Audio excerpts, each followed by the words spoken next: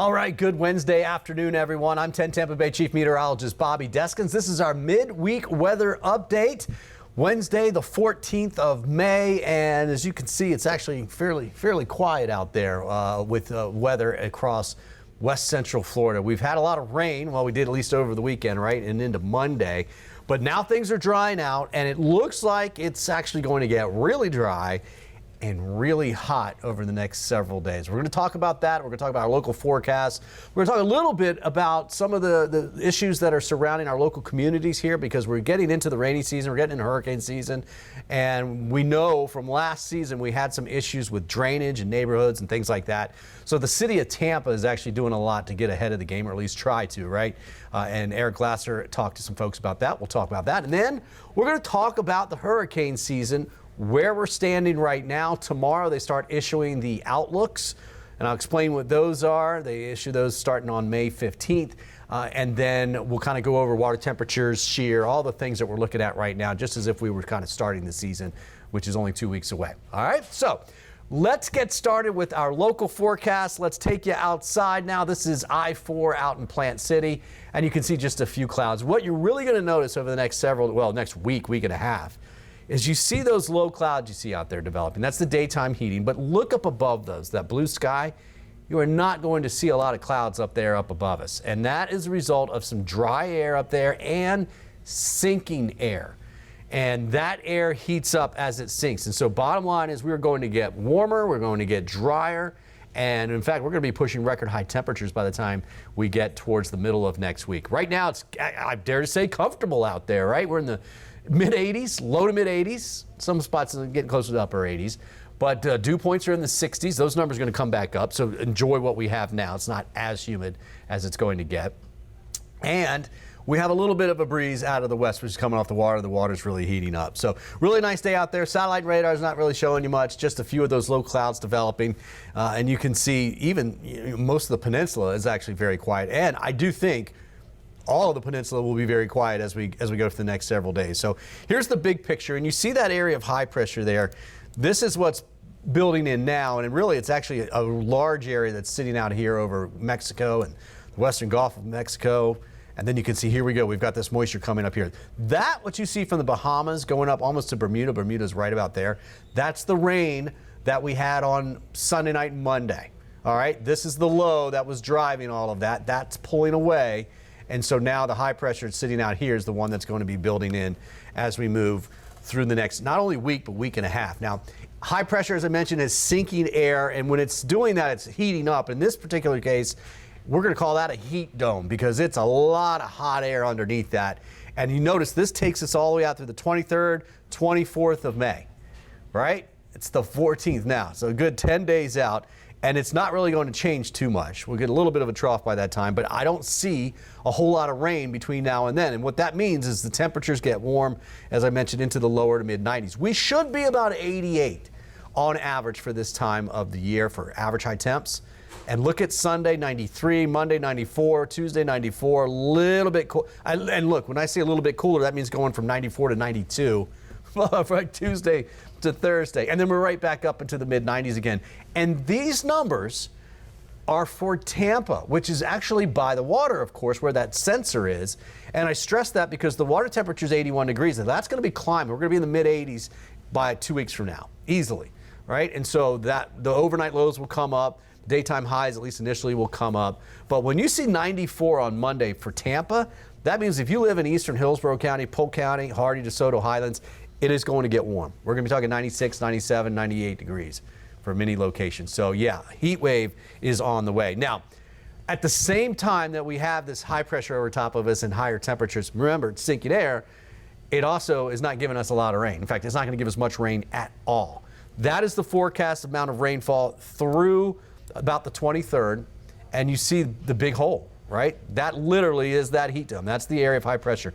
Now, 1 or 2 showers here or there, yeah, maybe by Monday and the Tuesday, but nothing that's really going to do any good, to be honest with you. Look at all the rain, meanwhile, that's going to be falling up to our north, across the Midwest, back out through the plains, and then even in the Mid-Atlantic and in parts of the Northeast, right? And in fact, there's going to be a pretty good spout of severe weather going through that region as well. We will not get much weather at all except for the heat. Now, Where's the rainy season? Well, number one, the rainy season shouldn't really arrive until at least around the 25th of May. I've seen it go a couple weeks into June before it even starts, and I think we'll be at least a week into June this year before it starts. This graphic that you're seeing right here basically says when that number, 1.38 on Monday, when that number gets up to 1.75 or higher, we then have enough moisture. What this is showing you, the measure of moisture from the ground all the way up. If you were to put it in a sponge and squeeze it out into a tube, you would get 1.38 inches worth, okay? And that number generally needs to be over 1.75 for us to get those afternoon showers and thunderstorms that we see when we consider what is rainy season, right? Anything below that, you can get some rain. You need a front to help force it. You really need a good strong sea breeze to do that. But generally when you're below that, you don't see a whole lot of rain. When you get above that, you start seeing more widespread showers and storms. And even then, you start to see some heavy rain if it gets really high, 2.0 and higher. Notice Friday and Saturday, that's like the 22nd, 23rd, I think, somewhere in there. Even drier air moves in. So again, that's 1 or 2 days leading up to the statistical start, if you will, of rainy season, and we're not there, and we won't be there. So the National Weather Service office in Ruskin gives us this, I don't say arbitrary dates, but they're kind of average dates. On average, we start May 25th, the rainy season, and we end on October 10th. Those are the numbers there, and that's again why we are not going to get there. So now, Tampa is doing a really good job here of trying to clean things up. And unfortunately, you know, when we had the storms last year, we kind of learned as we went along, for some of us at least, right? We preach a lot of this stuff, but you have to go through it to learn it. And they've done some of that in the Tampa area. And so they're kind of trying to get ahead of cleaning out the drainage so that we don't have as much flooding the next time we have a storm, or even the next time we have rainy season afternoon thunderstorms. Here's Eric Glasser with a little bit more on that. I've seen them at every corner digging out and clearing up the drains and the sewers and whatnot for drainage. Marcy Clayman says she's grateful to see workers in her neighborhood. Hurricane Milton sent water right up to her front door. I mean, I'm hoping we don't have the pervasive flooding that we had. That was pretty scary. We've been hitting the stormwater maintenance pretty hard. City officials say they're following through on their promise to clear pipes, ponds, and pavement, digging out debris from culverts and unclogging 7 miles of pipe. Just in the last month alone, we've removed over 500 tons of debris from our stormwater system. Debris and trash, 32 tons of it in April, like this air mattress that we watched a work crew pull out of a clogged pipe earlier today. People had stuff everywhere over the last few months here.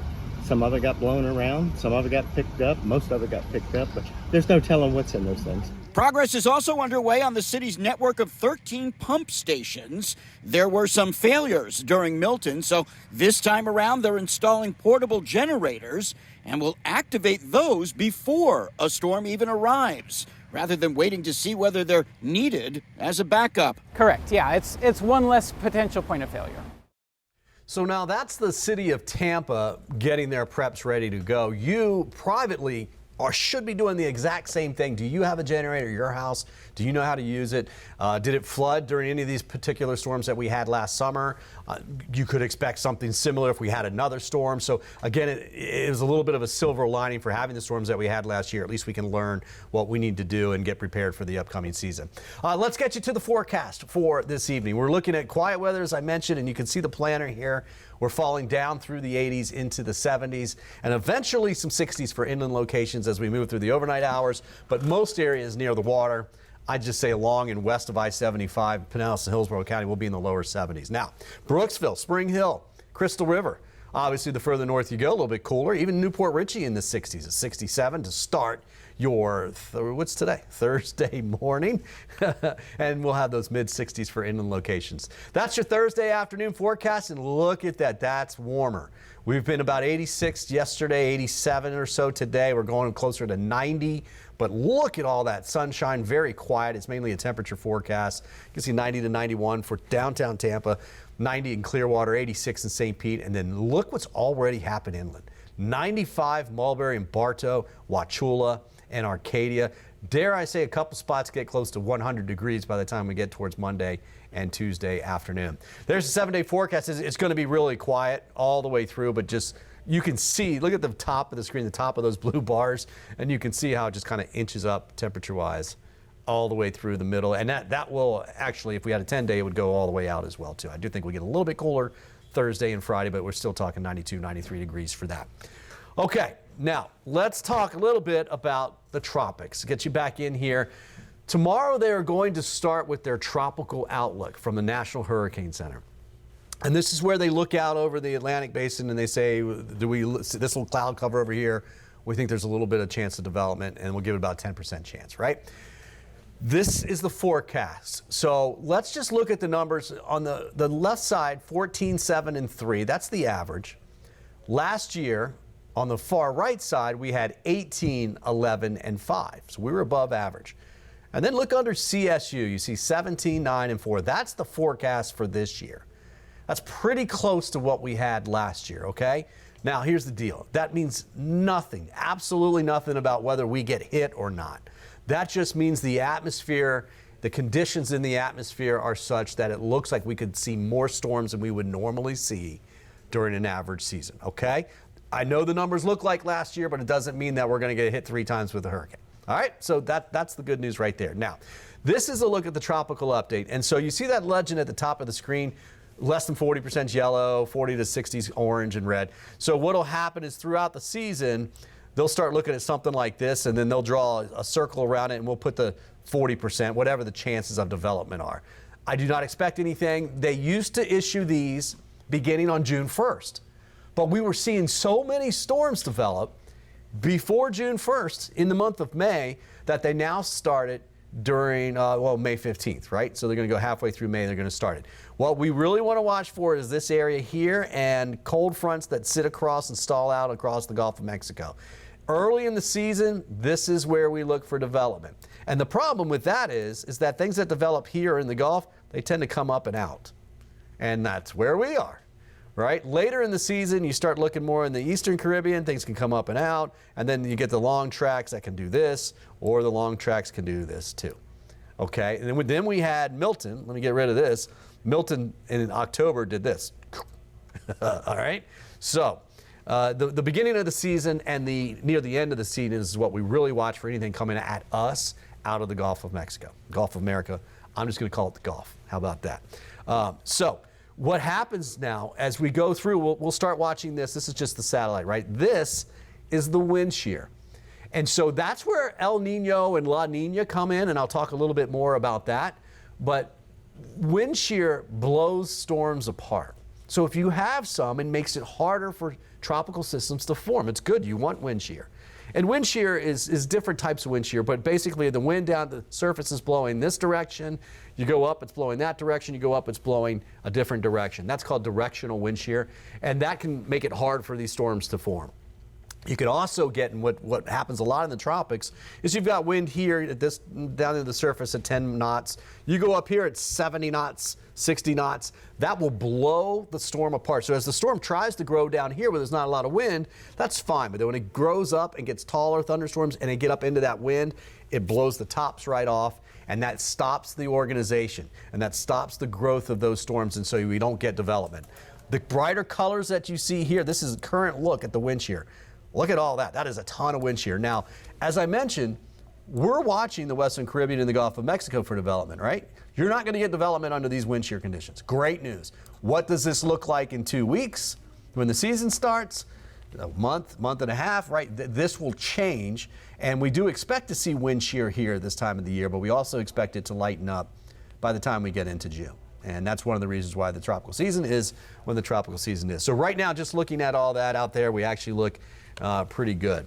Water temperature, let's talk about that. So water temps for tropical systems have to be 80 degrees or higher. And that warm water basically acts like gasoline to a fire, right? If a tropical system moves over water temperatures that are less than 80, you'll see it weaken pretty quickly.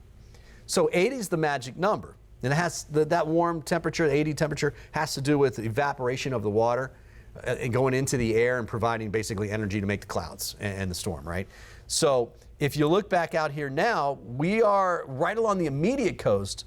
We're sitting in the about 80 to 81 degree range. But most of the the Gulf of Mexico, the Gulf of America, the Gulf is actually on the warm side down south. The northern part is below 80 degrees. So remember the rain that we had last week. Leading up to Sunday and Monday's heavy rainfall, there was a stalled frontal boundary across the northern Gulf of Mexico, Gulf of America, Gulf. If that water was 80 degrees or more, we would watch because a low developed across it. We didn't really point out that much because it wasn't tropical, but that's what happens out over water with those stalled frontal boundaries. If that water was warmer over the Gulf, that low could have been tropical, and it could have intensified a little bit more. Didn't expect it to happen this time of year, especially with those water temperatures, but all of this is going to warm up, and with that heat dome coming over top of us the next week and a half, all of those numbers will warm up. Okay, so we do expect most of the Gulf to be close to 80 degrees by the time we get to June 1st, so 80 degrees or higher. Let's put it that way. Now, go back out to that graphic again, because if you look at what's coming up between Cuba and the Yucatan, that's the warm water coming out of the Caribbean, right? And then there's what's called the loop current, which comes up through there. And so we're talking about this right here. The loop current comes up, goes down, and it's actually part of the Gulf Stream, okay? That, when storms come up and they get over top of this water right in here, they really strengthen. And we saw that with Milton, we saw that with Helene. You basically see it with any storm that moves out over top of those numbers. The numbers out into the Eastern Caribbean, I should say, about average for this time of year. If anything, they are running 1 or 2 degrees above normal. This area that's sitting out here is a little bit cooler, and that's that water temperature I was talking about, and we'll show you that coming up here in just a little bit. Right now, Emerald's got something for us. Emerald?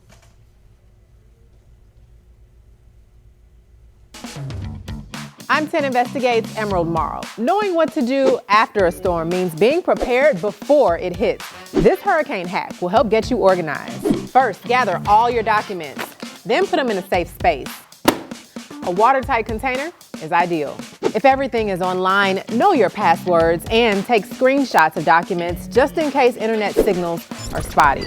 Also, review your policy. Make sure you know what's covered, what's not, so you don't get any surprises after the storm. And make sure you have money to cover your deductible. After the storm hits, contact your insurance provider immediately and take pictures and video of all the damage. Make sure you get everything from all angles, close up and far away. Even better, take pictures of all your items before the storm as well. If you have to make purchases, make sure you save those receipts. You might be able to get reimbursed depending on your policy. That's why it is so important to know what's covered. Experts also recommend making those temporary repairs like boarding up or putting tarp over your roof if you can do that safely so damage doesn't get worse. But consult your policy before you hire a contractor. And remember, even if you do have homeowners insurance, it won't cover flooding from hurricanes. You need a separate flood policy for that. But please, don't wait until a storm is coming because flood insurance typically takes 30 days before it goes into effect. And they won't write policies if they have a named system out there most of the time too. So you can't just do it. If you got a feeling about that one that's forming, you got to get it done now. It is a lot to do. There's a lot to think about, and it's better to do it now when we don't have anything going on out there versus when you're kind of stressed out because there's something heading our way. So one of the most important things that we stress here is have a plan. Know what you're going to do. Know your evacuation zone. If they ask you to evacuate, A, B, C, D, do you know which one you live in? That is your responsibility. All right, you need to know that. Welcome to Florida. That is part of living here in Florida. If you are asked to evacuate, it is because of storm surge, most likely. Right? If you live in a mobile home, we don't want you in that during a hurricane either. You got to go somewhere else, something sturdy.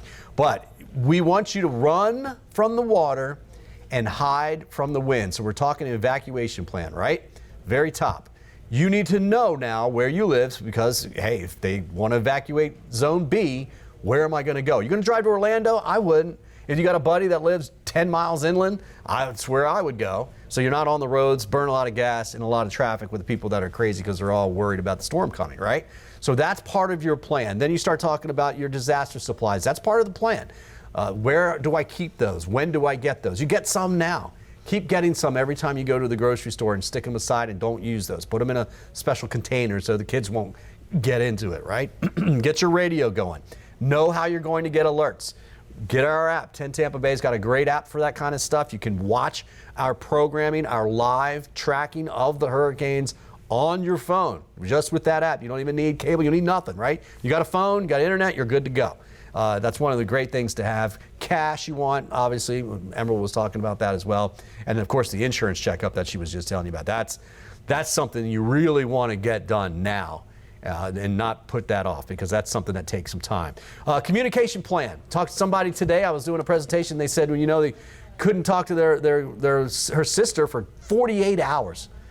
And it's good to have contact outside of the disaster zone. So if Tampa's going to get hit, for instance, my brother lives in Gainesville. My mom lives in Maryland. So my mom in Maryland is our contact. If I can't get a hold of him, I can usually at least get a hold of my mom, because I'm assuming she's got power. It's not a big deal. It's in Maryland. He can do that as well, and so I can find out that he's okay just by calling my mom. Oh yeah, I talked to him. He said he's fine, and that kind of thing, right? Strengthen your home. That can take some time as well too, so you want to be thinking about what you can do around your house. Trees that are right next to your house that can affect you, you want to make sure those are cleaned up very well. Think about flooding. If you've had very heavy rainfall and you've had some flood in the past, that's something that you're going to want to keep an eye on and mitigate. You know, French drains, that kind of thing. Anything that can help you avoid getting water in your house. All right, now let's talk one more thing here. Two more things, the water and El Nino, La Nina. The water temperature anomaly, as I mentioned, is 1 to 2 degrees above average. This is what that looks like on a graph, right? You can see it's not terrible, but it's warmer than average. We don't want that, right? We'd want this to be cooler than average. When you look out in the eastern Atlantic, it is cooler than average. That's good news, but it's starting to warm up. So I'm talking about this area right out over in here. You can see it's a little bit cooler. That's a little too far to the north. We're not really talking that. We're talking about this area here. This has warmed over the last 7 to 10 days. So initially last week and a half, 2 weeks, we were looking at it going, oh, it's a nice little cool pool of water sitting out here. There's still some left, but again, it's starting to warm back up. And again, the underlying bit of all of this, wind shear or not, if you've got warm water, the whole reason we have hurricanes in the Atlantic or anywhere really is that heat, that intense heat that falls near the equator around the globe, has to be spread out, and Mother Nature's way of doing that is boiling up storms, and then they travel to the north and they take a lot of heat energy with them. So it's literally just kind of bubbling over. And the more heat you have in the water, the more bubbling over you would expect, right? That would be bubbling over means hurricanes. So there are other things that go to this, but that's the main driver. So if you do have a year with a bunch of wind shear, it's not constant wind shear, right? So sometimes, 4 or 5 days you don't have as much shear. You got warm water like that, you got to watch those 4 or 5 days for development. So it's an underlying factor that we always look for. Now, the ENSO, or La Nina versus El Nino. Let's see if this pops up here for me. Basically, and it might not. That is that water temperature that is off of the west coast of South America, okay? I'm going to fast forward through a couple of these, see if it pops up here. That determines whether or not we have El Nino or La Nina, or a neutral phase, which is something in the middle, okay? Right now we are in neutral. And the forecast models, which I'm trying to get it to show you here, right here, basically are suggesting that we will be in neutral through the season. Last year, we were in La Nina, all right? And it's not gonna pop up here, but last year we were in La Nina, and we had some wind shear, but we didn't have a lot, and we had 18 named storms. This year we're going to be in neutral. If we had an El Nino, we'd expect more shear and less storms, lower numbers of storms, which would be great. But that doesn't matter. It only takes one storm, right? 18 named storms, right? Fine.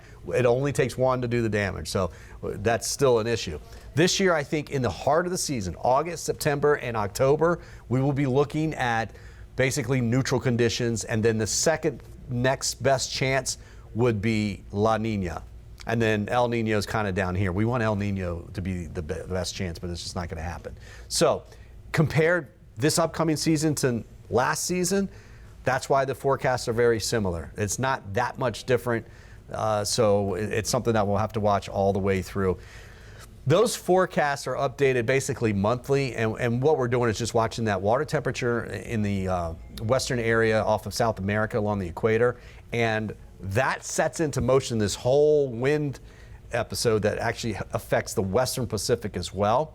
And that is all part of El Nino and La Nina. It's not just those water temperatures, but when we look at the water temperature, we get an idea of what else we're looking for in the winds, and that shifts the weather patterns around. That's why we have drier winters during La Nina here in Florida, or cooler and wetter winters during El Nino here in Florida, and that passes over into the hurricane season as well.